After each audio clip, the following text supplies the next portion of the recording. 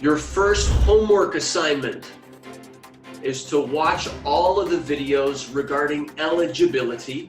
So hopefully you've watched all of those videos, the videos regarding eligibility, including the video explaining the differences between asylum and withholding and relief under the Convention Against Torture, and the video explaining each of the requirements for asylum, and the video explaining each of the bars, okay? So go back, watch all of those if you haven't watched them already.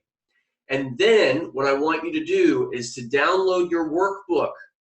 And if you haven't found your workbook, look in the page here.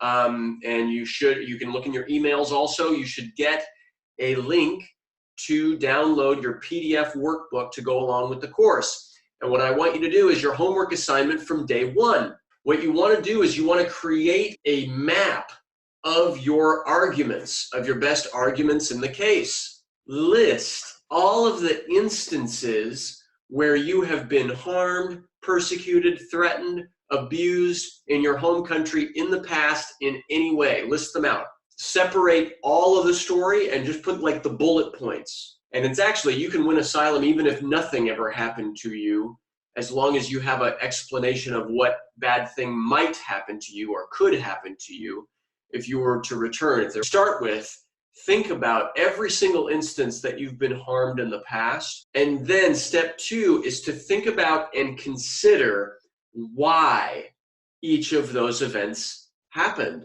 And the question is, okay, is there any argument that that instance happened on account of your race? Is there any argument or evidence or anything that that instance happened on account of your religion?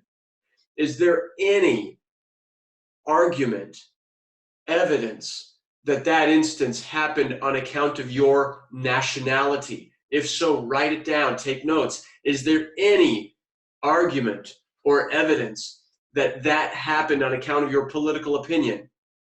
Is there any argument or evidence that that incident happened on account of your sexual orientation, or on account of your family membership, or on account of any other particular social group that you might be a member of? Write all of that down. Create like the outline, because all of that is your outline of your legal eligibility for asylum. Okay, do that. Really go through it. Go through this as your first step, your first homework assignment.